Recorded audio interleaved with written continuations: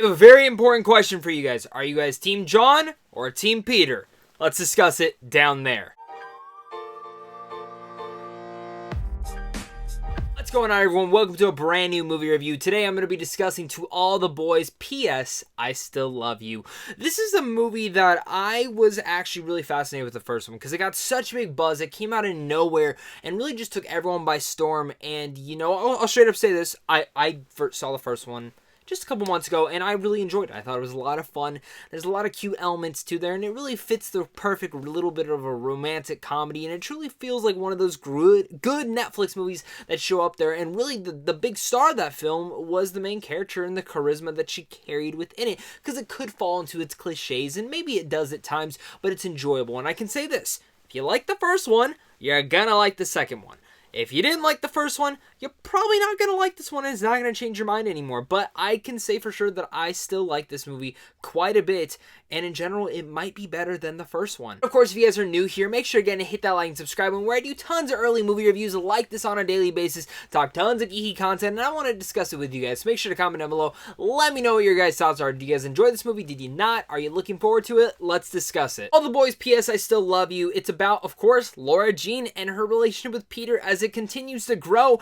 It happens to have a little bit of a falter when Lara Jean reunites with another recipient of one of her old love letters that had gotten out. Again, this is a movie that I was very much looking forward to because of how much I enjoyed the very first one. The first one was a quite big surprise. I thought it could have just been this typical movie that's kind of a little bit of a throwaway, but it happened to have so much heart, so much humor, but at the same time, all the great little quirky romantic comedy bits that you want to have in there. And I think for me, what I really enjoyed about P.S. I Still Love You is how it really doubled down on the romance and actually elevated it to a different dynamic and really took me back to the days of when I was in high school. Like, there were multiple scenes in here where I'm like, damn, this is taking me back to those high school days. Sometimes a little bit too cringy, sometimes a little bit too much, but just enough, a perfect amount of bit to really feel that nostalgic ounce of me. Actually, the one thing that I really want to give a major shout out for is when I was going to this movie, I was wondering how are they going to make me not want to say, hey, Peter should be the one that you should be cheering for to win this. They do such a good way of making you see both sides to Lara Jean and why she would fall for one or the other, and really comes to have a fun terms with your brain and your body of you being, oh, maybe I'm kind of team him, or maybe I'm kind of team him. And you have fun with those elements throughout it, and I will say this is a great movie to see with a big group. I got to see this luckily at a theater in an early screening, and my audience was fantastic in general with my guests as well, as we're sitting there going back and forth discussing this movie and kind of just having our little bit of a commentary with it. I don't usually like talking during movies, but this is one of those movies that you get a big group of people to get around together who really enjoyed the first one, and you just have fun with it. You have fun making your little bit commentary bits, making your little laughs in your quirks, and looking at each other and being like, hey, yeah, I remember that from high school. Oh my god, did she just really do that? Oh god, Peter. Oh god, John, Jacob, everyone, what are y'all doing to me? That's what makes this movie so fun to watch. This is a great movie, again, to get your friends together and watch it all together and have fun with which team are you on, and in general, watching Lara Jean's life maybe fall apart in the most minuscule ways because it's high school and it feels like it's the end of the world. I'll even go as far as to say, like I said, I think this movie is better than the first one for many different reasons, not just because of that.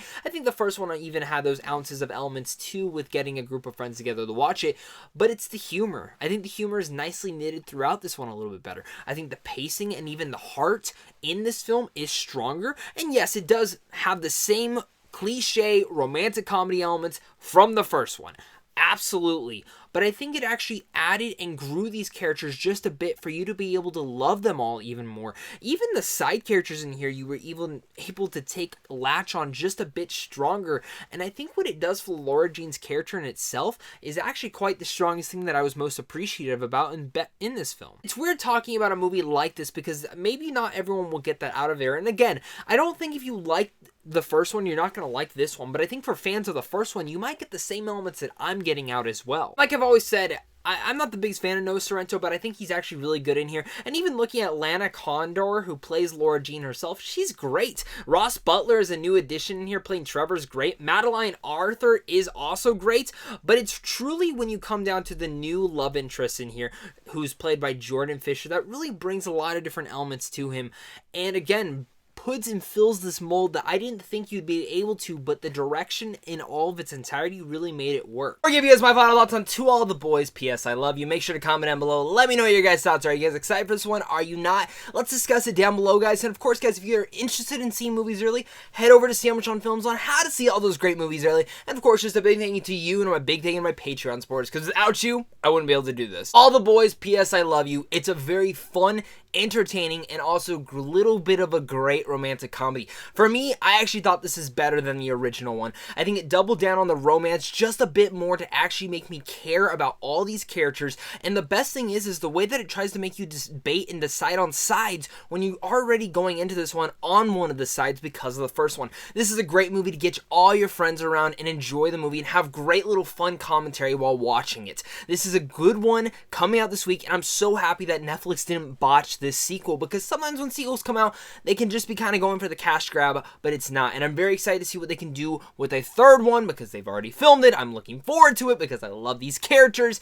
The actors and actresses in here are all great, and really, I walked out of this movie having a giant smile on my face. So with all that said, I'm going to give To All the Boys, P.S. I Love You, a B+. Let me know what your guys' thoughts are. Did you guys enjoy this one? Did you not? Let's discuss it down below, guys. Thank you guys again so much for watching this, and of course, until next time, stay classy.